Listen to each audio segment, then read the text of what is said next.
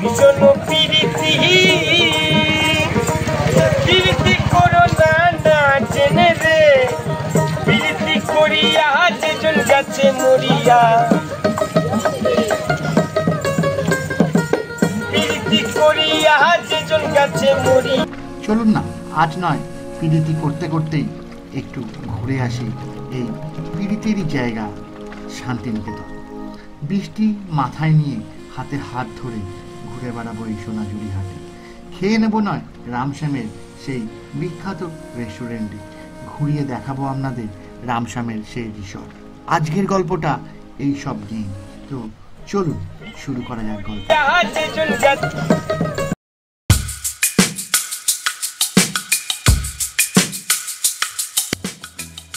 মা তারাকে বিদায় জানিয়ে এবার আমাদের যাত্রা শুরু শান্তিনিকেতনের উদ্দেশ্যে।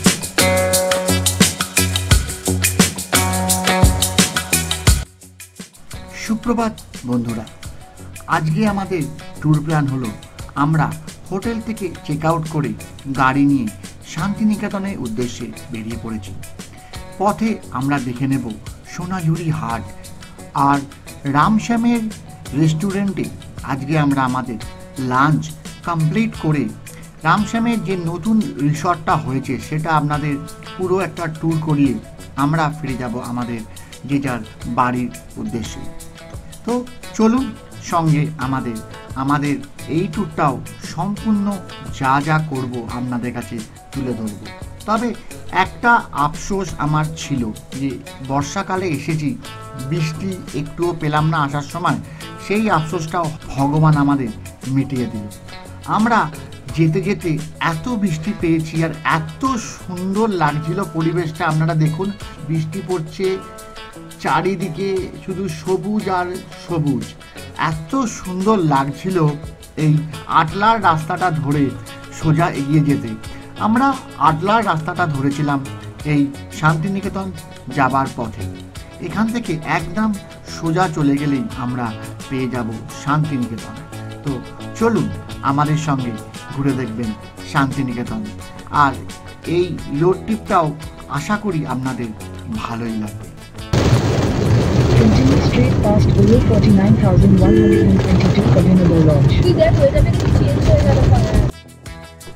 আপনারা ডান দিকে একটা সাইনবোর্ড দেখতে পাচ্ছেন, শ্রী শ্রী বামাখ্যাপা বাবার মাটির বাড়ি।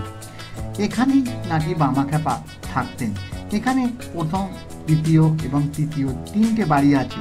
তিনজনই বলে এটাই হচ্ছে অরিজিনাল বামাখ্যাপার বাড়ি। তবে আমরা এসে দেখেছিলাম, আমরা আগে যখন তারাপীঠ এসেছিলাম আমি এসে এখানে দেখেছিলাম প্রথমটাই আমার মাটির বাড়িটা দেখেছিল। ও আমরা এই পথ দিয়েই এগিয়ে যাচ্ছি শান্তিনিকেতনের উদ্দেশ্যে।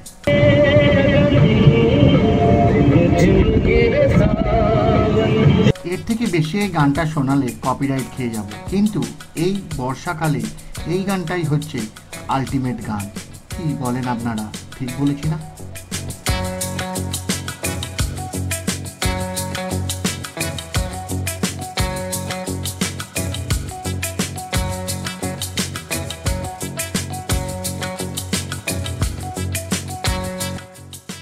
সত্যি বর্ষাকালে রোড ট্রিপের একটা মজাই আলাদা।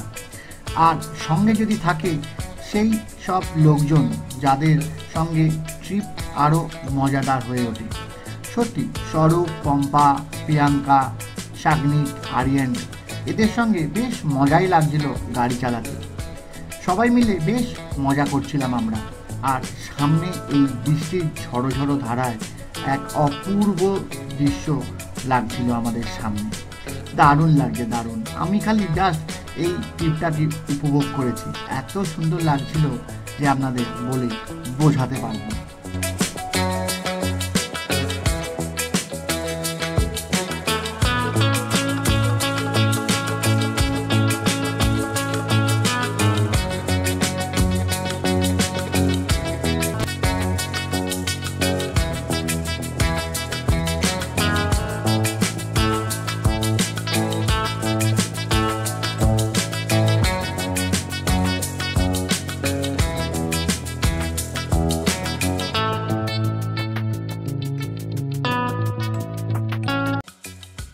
একবার দেখে নিই আমরা কোন পথ দিয়ে এসেছিলাম।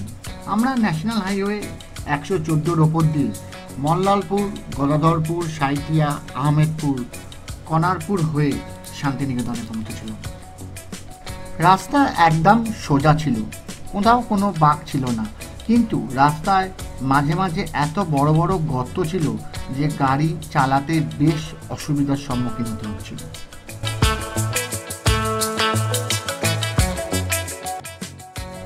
আমরা মাঝে মাঝে যেখানে অসুবিধা হচ্ছিল আমরা স্থানীয় লোককে জিজ্ঞেস করে নিচ্ছিলাম ঠিক পথে যাচ্ছি কিনা। এটাই করা উচিত, কারণ আসার সময় বেশ খানিকটা পথ আমাদের ঘুরে আসতে হয়েছিল। In 150 meters, turn right. এটা চালু হয়ে গেল? কালকে তো এটাই বন্ধ ছিল, যার জন্য আমাদের অত ঘুরতে হলো, জল জমে থাকার জন্য। না না না, এই আন্ডারপাসটা দিয়ে তো এলাম কালকে, সেই ওই হলো না ওই। ও আচ্ছা, হ্যাঁ হ্যাঁ হ্যাঁ হ্যাঁ, এটা রাস্তা সারাচ্ছিল গাড়িটা করে। Turn right. Turn right বলছি। এটা রাইটে যাচ্ছি বাবা। ওইরকম দেখায় এখানে।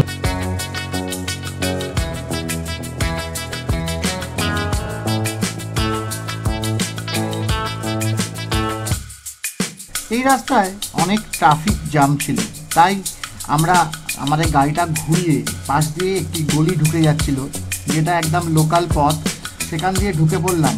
তবে রাস্তা খুবই ন্যারো ছিল, যে কোনো মুহূর্তে আমরা আটকে যেতে পারতাম আমাদের গাড়ি নিয়ে। কোন বাদিক দিয়ে যাবো? এই বাদিকেরটা? আচ্ছা আচ্ছা, তাহলে দাঁড়াচ্ছি। কি বলছি, ব্যাক করবো?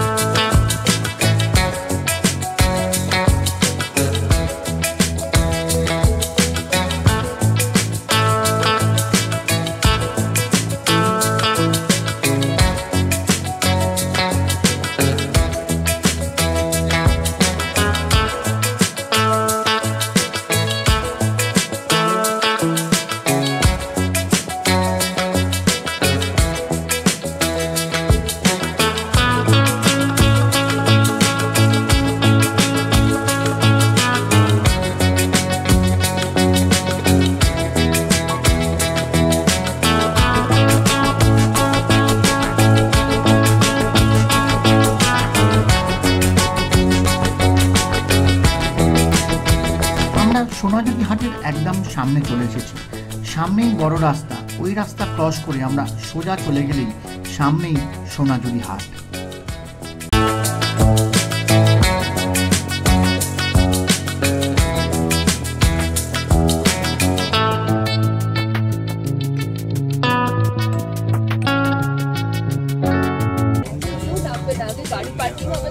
আগে গাড়ি পার্ক করার জায়গা পাওয়া যাবে, তারপর। সোনাঝুরি হাট থেকে গাড়ি পার্কিং প্রায় 2-3 মিনিট দূরেই আছে, তাই আমরা এখানে সবাইকে নামিয়ে দিয়ে আমরা কয়েকজন মিলে গাড়িটা পার্কিং করে আবার সোনাঝুরিতে ফিরে এলাম। এই হলো সোনাঝুরির পার্কিং। এই মাঠের নিচেই আপনাদের গাড়ি পার্ক করে রাখতে হবে, আর পার্কিংয়ের জন্য প্রত্যেক গাড়ি 100 টাকা করে নিয়েছিল।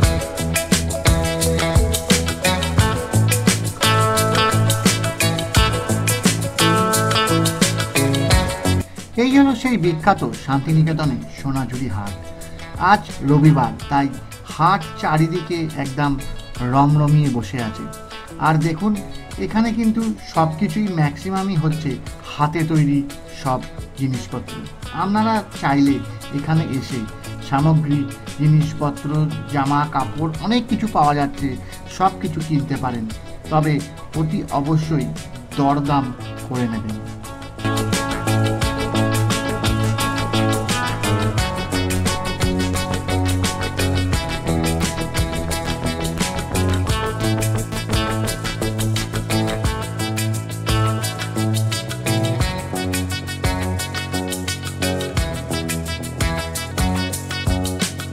পিরিতি ভীষণ পিরিতি পিরিতি করো না না জেনে রে পিরিতি করিয়া যেজন গেছে মরিয়া পিরিতি করিয়া যেজন গেছে মরিয়া।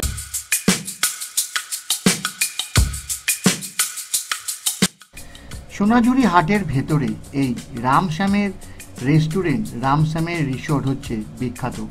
প্রচুর লোক এখানে তাদের লাঞ্চ ডিনার করতে আসে, আর ভেতরে থাকার সুব্যবস্থা আছে।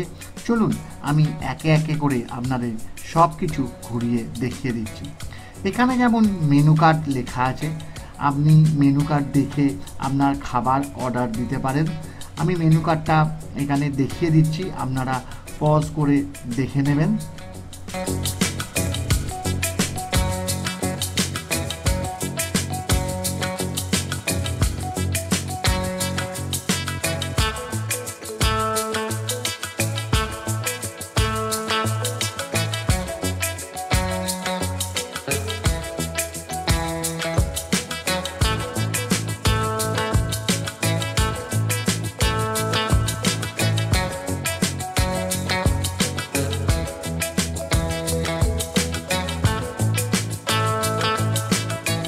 আর এই যে কাউন্টারটা দেখছেন, এখানেই গিয়ে আপনাদের মেনু কার্ড দেখে অর্ডার দিয়ে ফুল পেমেন্ট করে এদের কাছ থেকে স্লিপ নিয়ে তবেই আপনি ভেতরের যে রেস্টুরেন্ট আছে সেখানে প্রবেশ করতে পারবেন।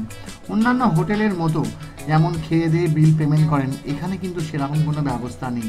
আপনাদের বিল আগেই পেমেন্ট করে দিতে হবে, তারপরে ওখানে গিয়ে আপনারা বসে আপনাদের লাঞ্চ বা ডিনার গ্রহণ করতে পারবেন। তো চলুন এইবার ভেতরে একবার ঘুরে আসি রিসর্টটার ভেতরে। রিসর্টে ঢুকলেই আমরা এরকম এক ধরনের আলাদাই পরিবেশ দেখতে পাই। এটা হচ্ছে মাড হাউস। এখানে আপনারা থাকতে পারেন। এখানে অনেক রকমের ক্যাটাগরির রুম আছে। এটা মাড হাউস, এখানে ডবল বেড, 4 বেড সব আছে। আর এই পথ দিয়ে সোজা চলে গেলে যে দেখছেন যে বাঁদিকে যে বিল্ডিংটা আছে ওটা ওদের মেন বিল্ডিং, ওখানে থাকার ব্যবস্থা আছে। আর এই যে আমাদের সবচাইতে ছোট্ট সদস্য গুটি গুটি পায়ে হাঁটতে হাঁটতে আসছে। আর এই দেখুন এইখানে এই যে রুমগুলো আছে এগুলো আপনারা এখানে ভাড়া নিয়ে থাকতেই পারেন। আর সামনে হচ্ছে একটা বিশাল বড় সুইমিং পুল আছে।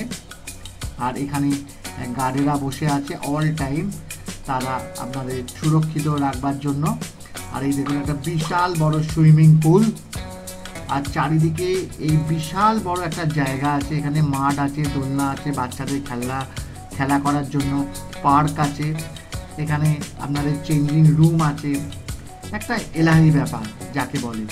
একটা দিন বা দুটো দিন শান্তিনিকেতনে এসে সোনাঝুরি হাটের ঠিক সামনে এই প্রপার্টিসটাকে কিন্তু আপনারা উপভোগ করতেই পারেন। এই প্রপার্টিস কী করে বুক করবেন তার সম্পূর্ণ তথ্য আমি এই ভিডিও শেষে দিয়ে দেবো।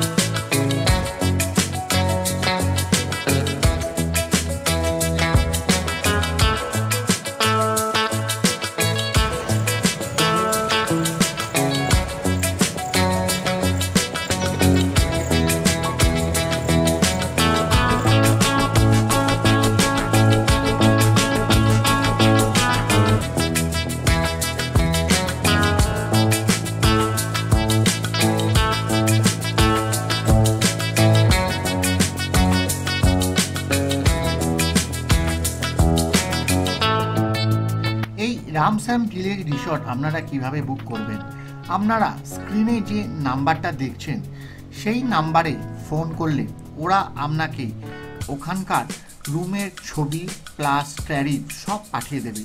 সেটা দেখে আপনি ওদের সঙ্গে ডিরেক্টলি বুক করতে পারেন, অথবা নিচে যে ওয়েবসাইটটি আছে ওই ওয়েবসাইটে ঢুকে নিজেই অনলাইনে বুকিং করতে পারেন। সেক্ষেত্রে যেটা আপনারা ভালো বুঝবেন সেরকমভাবে যোগাযোগ ওদের সঙ্গে করে নিতে পারেন।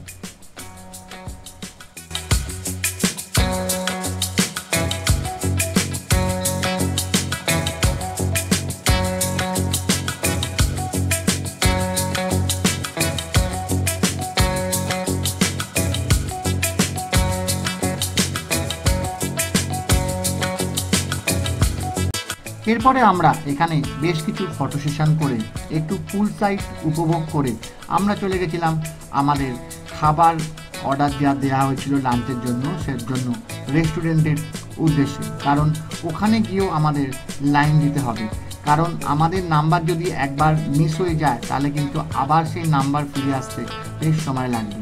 তাই চলুন এবার ফিরে যাই রেস্টুরেন্টে। রেস্টুরেন্টের সামনে গিয়ে আপনাদের বিল দেখালে বিল নাম্বার ধরে ওরা আপনাদের ডেকে নেবে। ওখানে এসি আর নন এসির অপশান আছে, আপনি যেখানে বলবেন ওরা সেখানেই আপনাদের ব্যবস্থা করে দেবে। এটা হচ্ছে এসি রেস্টুরেন্ট, আমরা এসি সাইডটাতেই ঢুকেছি।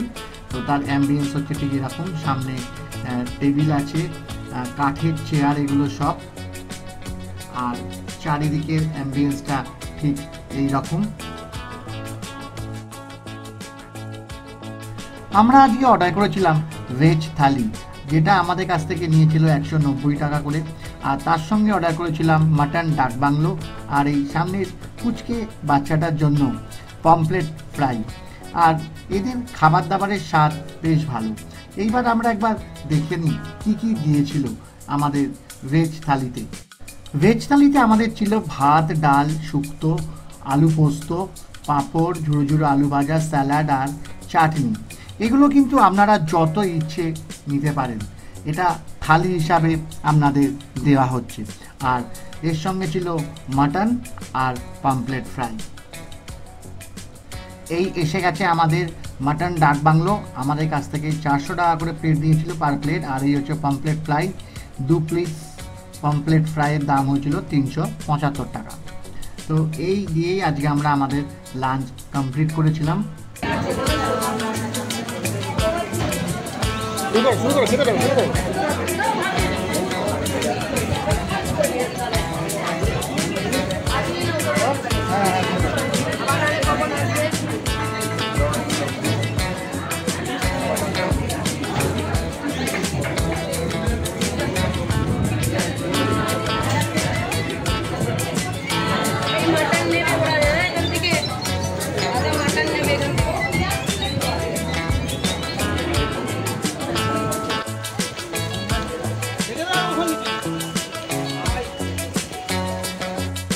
ব্যাস আর কি, নোটে গাছটা মুড়লো, আমার গল্প ফুরলো। বেশ উপভোগ করেছিলাম আজকে এই বৃষ্টি ভেজা দিনটাকে। বর্ষাকালে নিজের গাড়ি নিয়ে রাস্তায় বেরিয়ে পড়ার মজাই আলাদা। আপনারাও যদি পারেন উইকেন্ডে অন্তত একবার কোনো বর্ষাকালের বৃষ্টিমুখর দিনে বেরিয়ে পড়ুন, দেখবেন কি অপূর্ব লাগবে। সুন্দর মিউজিক শুনতে শুনতে রাস্তা যে কখন কেটে যাবে বুঝতেও পারবেন না। তো চলুন আজকের মতো বিদায় জানাচ্ছি আমি এই পর্ব থেকে। হ্যাঁ, যেটা সবার শেষে প্রত্যেকবারই বলে থাকি যে যদি আমার এই পর্বটি ভালো লেগে থাকে তাহলে আমার চ্যানেলটিকে লাইক সাবস্ক্রাইব করে আমার পাশে থাকার অনুরোধ রইল। তো আজকের মতো বিদায় জানাচ্ছি, দেখা হবে আবার একটা নতুন গল্পে নতুন ভিডিওয়ে খুব তাড়াতাড়ি। সবাই ভালো থাকবেন, সুস্থ থাকবেন। আজকের মতো টাটা।